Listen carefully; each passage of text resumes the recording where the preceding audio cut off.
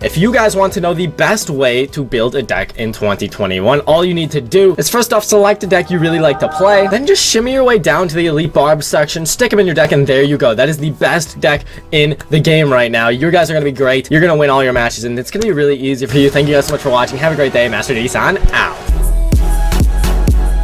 In all seriousness, today we're going to be going through the best practices in order to build yourself a great deck in Clash Royale, guys. Now, it's pretty easy. There's a good system, kind of cookie cutter system you can follow to hopefully build yourself a really strong deck in Clash Royale. There's not too much to it, but you can get creative with some parts, so that's what makes this so much fun. Let's get building. So your first card, it's always easiest to take a card that is a win condition, and that's going to do a lot of tower damage. You're going to be able to absolutely crush with this card, basically doing most of the tower damage for you. So, for our win condition, we're going to go ahead and pick the Mortar. Now, I'm not picking this because I'm good with it or because it's a great card, but honestly, there's been this one guy in the comments that really wants me to feature some Mortar gameplay, so we're going to pick that today, and we're going to see how it goes. So obviously, our win condition here, this is what's going to be doing a lot of the tower damage for us. Pretty awesome card there. Now, next card you want to put in your deck is some sort of small spell that would go well with this win condition. Now, when you're playing Mortar, a lot of the times people are going to be throwing stuff at the Mortar on the ground, maybe some spam units to try and take it out really close. Barb Barrel is going to be a great addition to this deck. It's very cheap, only 2 elixir, and it's going to add a lot of value to this Mortar, especially if they place like a Skarmy or something. We're going to be able to take it out with that Barb Barrel. Now we have this little bit of a combination starting here. We're going to go ahead and throw in a bigger spell.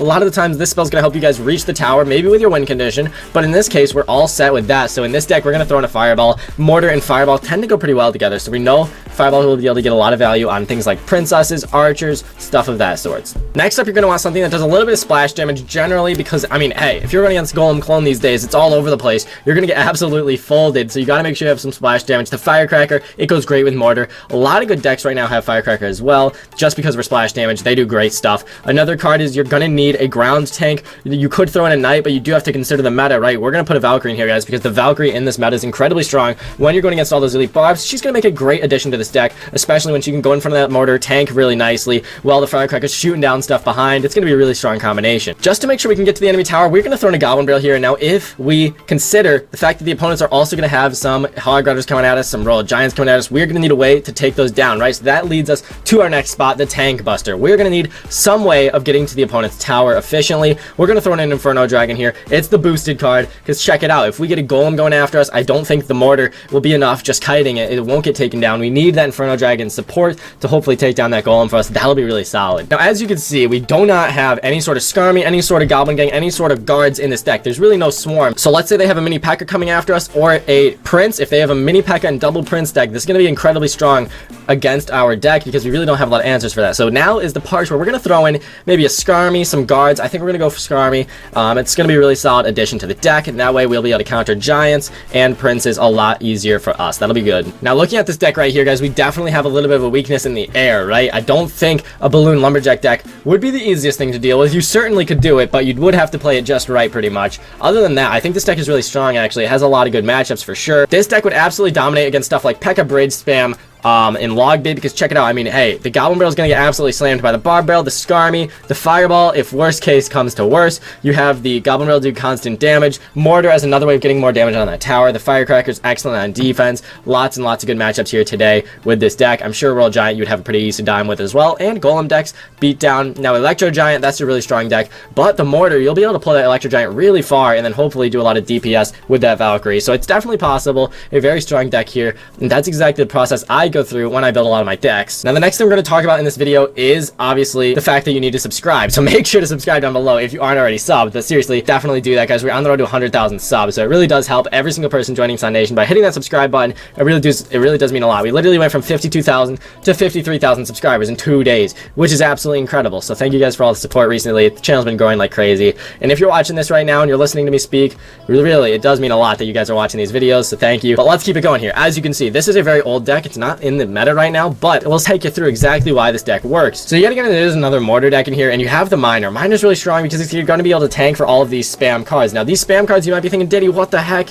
All of these can get taken down by literally just an arrows or a Fireball. Well, yes, that's right, but since there's literally 4 of these cards that can be spammed, they are not going to be able to keep in cycle with all of them, so you're going to have to choose your fights. Obviously, you could Fireball a Rascals, but then you'll have a Minion Horde on your tower, or you could maybe zap a Goblin Gang, but then you could have Spear Gobs and Miner going in after you, so that's what makes this deck very strong. It's a little bit of arrow slash spellbait deck. It's a very strong deck. It's just a different type of deck to consider when you're building these decks, because I mean, if you have miners and you have bats and you have spear gobs, this could be a very good triple combo here, even though they could easily be countered by one thing, especially if it's cheap. You can outcycle your opponents. Definitely something to consider. So if you're watching this video right now and you're going through your cards, I would highly encourage you to, obviously, if you have max level cards, that's cool. I'm sure a lot of you guys are not going to have a lot of max cards though. So let's say you have the highest level card in your deck is a prince. Throw a prince in and then start building around that. It's going to be an easier way for you to build and see what decks you want to go after here. So with the prince, let's say you do have the prince, I would 100% go for a Valkyrie in this deck, because not only is she good, like we said in the last match,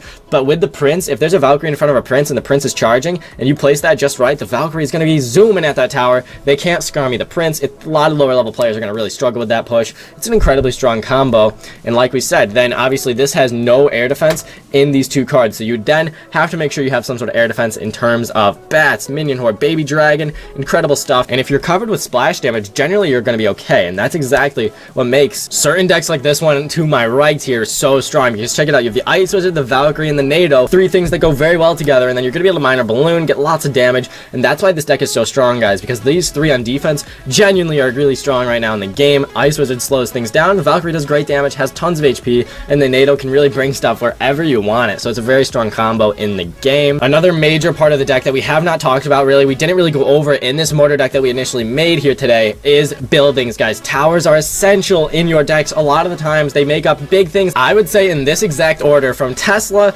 to the right all the way down, is the best and worst buildings in the game. Now it does depend, obviously. Goblin Cage is extremely strong, so is Infernal Tower though in log base, so you really do have to keep in mind, like, it really does depend on the deck. Goblin Cage is excellent against those Royal Giants. It's really strong against a lot of decks where you can place that down and then obviously counter push with it once it breaks. Tesla is insanely strong because it goes underground, it has a very long lifeline, and it does a ton of damage really quick. It literally shreds baby dragons, shreds magic archers, all the stuff with like medium HP, absolutely destroys really quick. The bomb tower sadly did hit that nerf, so that's exactly why it's below cannon, because the cannon in Hog 2.6, it really does make the deck work really well. But yeah, as we were saying, guys, talking about buildings, it's essential to have the right building in your deck. Generally speaking, you really don't need to have a building in your deck, but a lot of decks that are in the meta do have at least one building, because obviously if you got a Hog Rider raged coming at your tower, which obviously doesn't happen too often, you're probably going to need something to slow that Hog Rider down. In a lot of that case, that means you're going to need a building, guys. So that's exactly why we got the Tesla Inferno and Goblin Cage. I would definitely choose between one of these three. If you are building a deck right now and you're like,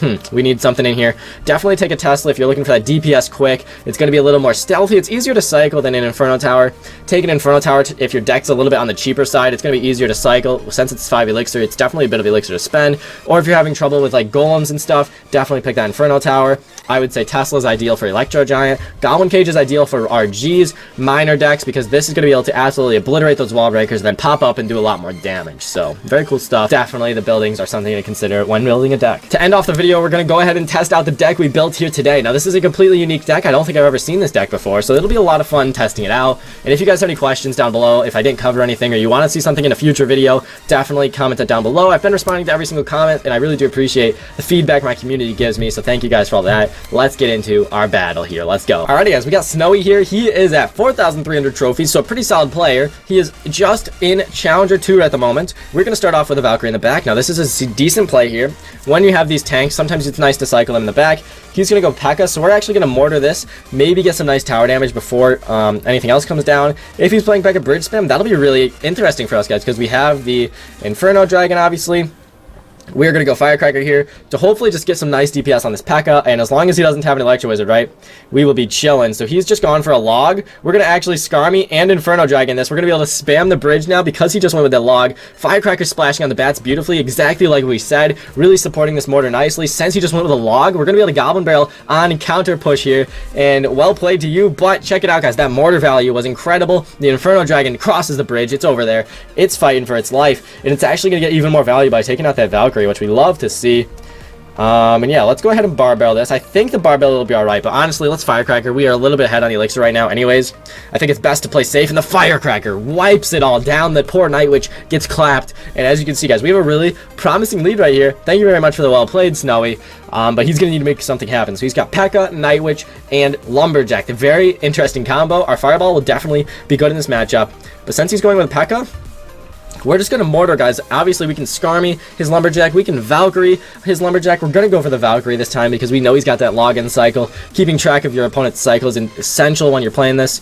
And sadly, our tower does not help kill that Lumberjack, so that's going to be a little bit tough for us. But he does have a Raged P.E.K.K.A. going down right now. So if he were to place an Electro Wizard or something, things would get a little intense. But luckily, the Inferno Dragon does cook up that P.E.K.K.A., and that's going to be really solid for us here. And we know he's got the log. So honestly, maybe let's just try and force out a little bit of a Barb Barrel action at the bridge here. Maybe he'll have to spend a little bit more elixir here on defense, but there's a Valkyrie of his own. We can literally Fireball down his tower at this point in the match. Let's go ahead and do that, guys. A nice Fireball here to take home that tower. Let's go Firecracker on the back. It's a great card, once again, with P.E.K.K.A. Sorry, what the heck. Firecracker is a great card in this meta. He just goes for the log. If this Valkyrie does get taken down, we're going to be able to Skarmy. We're going to Skarmy way back here. Nice Skarmy because the Valkyrie's not going to be allowed, not going to kill that Skarmy there. We have 2 Firecrackers down, splashing on absolutely everything, and it got a little chaotic in there for a second. But overall, it's looking really good right now, guys. He says, well played. We're going to say thank you very much. And we have now a mortar connecting to his tower, guys. Let's go Valkyrie right here. Nice. His Valkyrie is going to be placed pretty decently, but we're just gonna Inferno Dragon. This Inferno Dragon is gonna be excellent, guys. Since he has no reset for our Inferno Dragon, we're gonna be able to absolutely crush this. We're gonna go Goblin Barrel. We're gonna go Skarmy in the pocket, and right now it is looking really promising. This Goblin Barrel should distract for the Inferno Dragon really nicely. Inferno Dragon's on the tower. And with 5 seconds left, we absolutely crushed there. We don't manage to take the other tower, which sucks. We only get a 1 crown win, but hey, as you can see, that deck absolutely crushed, controlled the match there. Good game, Snowy. Thank you very much for playing, dude. Really appreciate it. Let's go. So yeah, the deck we made actually ended up working really well, and if you guys want to try this out, I mean, hey, go for it. But some fun mortar gameplay on the channel today. Hopefully you guys enjoyed this little bit of a longer special here. I know you guys generally really like these videos, so hopefully this more in-depth look at everything really is going to help you guys out. And like I said, if you have any questions, then comment them down below. But anyways, thank you guys for watching. I really do appreciate the support as always. Hopefully you're all staying safe out there. Master Diddy-san out.